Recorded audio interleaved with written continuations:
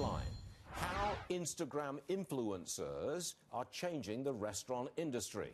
Instagram influencers come to restaurants, bars, they post picture-worthy meals and cocktails. They're a modern-day food critic, I think I could call them that.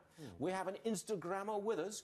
Deleasa-Gonsar. Deleasa-Gonsar. It's a mouthful. No, it's a great name. It's a great name. Thank you.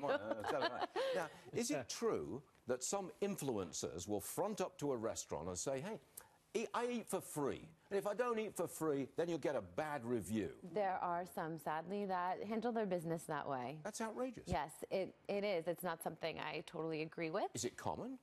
I think it is becoming less and less because people who are following you or the community you're building wants to know that you're authentic and they can trust your word. So they're starting to get savvy and see right through certain influencers who are just doing something for the dollar or for the Instagram. What do you do? You're a food influencer. I guess I fell into that. I'm actually a recipe writer and a food television contributor, and so that builds my credibility amongst the food people out there. So they do look to see where I'm going to eat. You do put out a message. I'm going to do this, this, and this. Yes. You're followed by lots of people, and your judgment on what you do influences that marketplace. 100%. They see me going to a certain place to eat. They see me eating a certain dish, and they become curious and interested as well.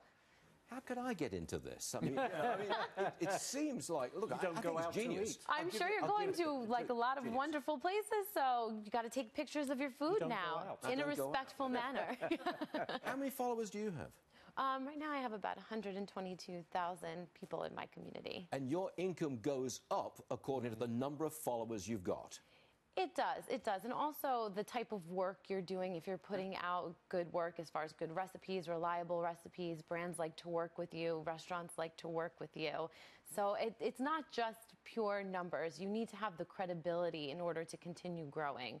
That's fascinating. It's absolutely fascinating. I'm so glad you're on the show. I used to be a school counselor, and then I turned into this. Yes, I was a school counselor, and then, yeah, I turned this into a business. It's amazing what you can do. Sheer genius. Appreciate that. If you don't mind my asking, and I'm going to ask anyway. Go for it. Can you make $1 million a year out of 122,000 followers? I would say at this point in time, no. You need to have other ventures. Okay. Yes. I just checking. Yeah. Not that if somebody else knows different, please contact me and let me know. Hold on for a second with you. I want to bring in restaurant and bar owner Scott Gerber. He has popular spots like Mr. Purple, I think, here in New York City. Is that correct? Scott, welcome to the show. Thank you. How do you deal with food influencers? I mean, do you know who they are when they walk in your place? Yeah, and very carefully. I mean, we love having influencers in our places because we're very confident in the product that we put out. And it's really important today. I mean, social media is the way you get the word out. So if you have friends that tell you about a great bar or restaurant they've been to and you value their judgment, you're probably going to go and check out that place. So, you know, we like influencers. We don't want to pay them. Yes, sometimes we'll comp their dinner or comp a drink, but it's not like paying somebody $1,000. We don't have to rely on that to get the word out. Some people do. Some people do. Some restaurants say, here's $1,000. Come to my place and give me a good review. Right, but where's the credibility in that, right? If you're getting paid to just, say what the restaurant or bar wants you to say, then there's really no credibility. You really have to put out a message and have people follow that message and go and try the bar and say, you know what?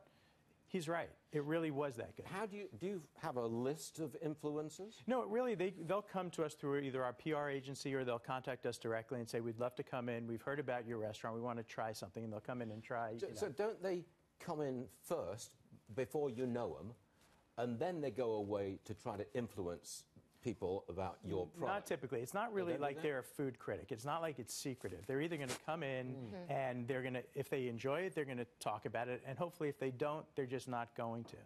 Right? It's like kind of how your mother taught you, if you have something nice to say about somebody, say it. If you don't, just, don't say anything. So hopefully the professional food influencers or bar influencers take that attitude. Scott? Is it Dinah or Dina? Dina. Dina, Scott, you've opened up a whole new world to me. Absolutely. I'm so old, I'm sort of not part of this brave new world. But you've opened it up to me, and that's terrific. Dina and Scott, thank you very much indeed. Thank you for having me.